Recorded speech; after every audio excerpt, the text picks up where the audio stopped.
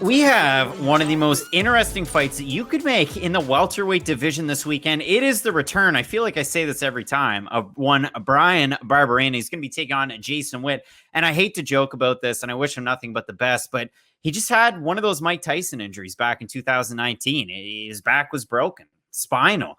But here's the trouble for Bryan Barberena. That was in 2019. He comes back. He's one of the most exciting fighters you're going to find in the UFC. Beats Anthony Ivy, looks great in that fight.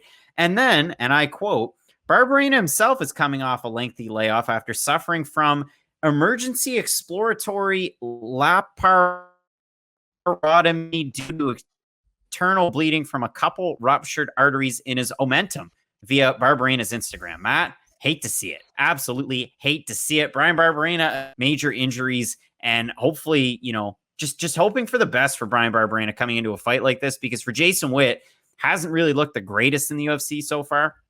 So it feels like one of those, like, we're lobbing up a Bryan Barberena win, but you're definitely afraid with all those injuries, right?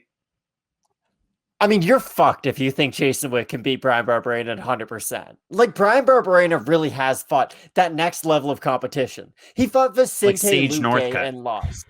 But he beat the brakes off Sage Northcutt. Like, the point is that Bryan Barberena's been in there and beaten good fighters. And yes, he comes up short against like the top level, but losing to guys like Randy Brown and Vicente Luque don't mean that much to me. His win over Jake Ellenberger was just a really, really nice TKO win where he did no. Time out. Whoa. He's 1-1 against the Ellenbergers. He beat Joe. No, I'm just kidding. He's 2-0 against the Ellenbergers. He beat both of them. I don't know why you stopped me, but okay. So he beats Jake Ellenberger, and he looks great against Anthony Ivy. There's not a doubt in my mind that Bryan Barberena at 100% can finish Jason Witt, because from Jason Witt, he just hasn't shown the ability to eat a power shot in the UFC. He hasn't. Like, against Cole Williams was never able to land on him, and he didn't even show up in shape. Cole Williams looked awful even like walking out to that fight. He obviously just barely even had a training camp. Cole Williams was not 100% going into that fight. That was a weird Cole Williams. Takashi Sato lands one big shot, though, hurts Jason Witt. Jason Witt can't recover. Then he ends up getting knocked out. I thought going into the Semmelsberger fight that Jason Witt had a really big opportunity to not become a top 15 fighter after that, but at least go, okay, I'm better than I was in that Sato loss. And he gets finished again. There's just nothing in Jason Witt's career that tells me he's going to be able to eat the shots of Bryan Barberena if Bryan Barberena does land on him. And I think Bryan Barberena can easily defend a couple takedown attempts early on in the fight. Just Bryan Barberena has been in there and done that with a lot of the really good fighters of this division. And I don't think Jason Witt's the type of guy who's going to be able to just out-wrestle Barberena consistently for 15 minutes. Bryan Barberena, I mean, this guy throws a ton of volume. He eats a lot of shots. I mean, 45% striking defense. So far for Jason Witt, lost to Sato. He beat Cole Williams. We were pretty hard on Cole Williams going into that fight against Jason Witt. Thought I had a pretty good read on it because Witt, he's a really good wrestler. He's really good with his top pressure. I mean, you look at the way that he is. He's a short guy for the division. He's got a big upper body. And once he gets you down, he's so positionally aware that he can keep that top pressure, move around to the space that he needs. He can get the submission. He can throw the ground and pound. And then against Matt Semmelsberger, I mean, we make jokes about it, like the Trevin Jones jokes and, well, the Trevin Giles jokes. These guys throw power jabs. But Matt Semmelsberger threw one shot out there, and that was it. Like, it's obviously a detriment to your career when you look chinny. And I don't want to say that about Witt, but it hasn't looked all that great. Again, his striking defense in his 3 UFC fights, 29%. Like, that's not good. And you're getting finished in 2 of those fights.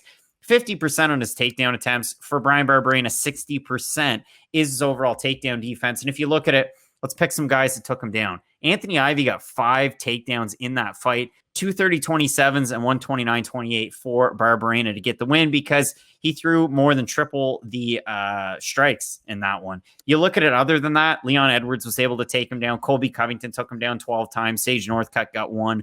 Joe Ellenberger got 3. Obviously, you're going to have numbers weighted, even from the Anthony Ivy fight as well as the Covington fight. But yeah, it scares me a bit because Bryan Barberena, obviously the health issues coming from fall into the winter. Again, it seemed like it was November when those posts were out there. Barberena opened a -200. He's a -266. Jason Witt opened a +170. He's +211. If you go over to Topology, the votes aren't even close. 985 total votes, 90% Barberena, 72% by knockout. For the 10% that have Witt, 53% by decision, 27% by knockout. I think Bryan Barberena wins this fight too. I'm assuming he's probably going to win it by knockout as well. If Witt's able to work the takedown and keep him down, maybe you see a fight like that. So if you like Jason Witt, I'd even say by decision, if it's going to be a Jason Witt win, feels like I might be on It's I hard might to be on beat an Bryan island. Barberena by decision just because of his volume. Like, even if you get the takedowns, it is hard because he's so good at getting back up to his feet. You got to remember, he dropped Leon Edwards when Leon Edwards was going for a takedown attempt. Like, he catches him with an uppercut and hurts him. This guy who has big power against wrestlers who go for that. I just don't really see Witt having much of an avenue, to be honest. Matt, both of us going with the returning Bam Bam Bryan Barberena. And Matt, one Bam Bam just got a big fight today. You got Tai Tuivasa. He's going to be taking on Walt Harris. But listen, you're not going to want to miss the rest of this card. We got a big time main event. Oh boy, Uriah Hall's taking on Sean Strickland. Like I said, keep it locked in with Fight Night picks. And as we always say, Let's get into it.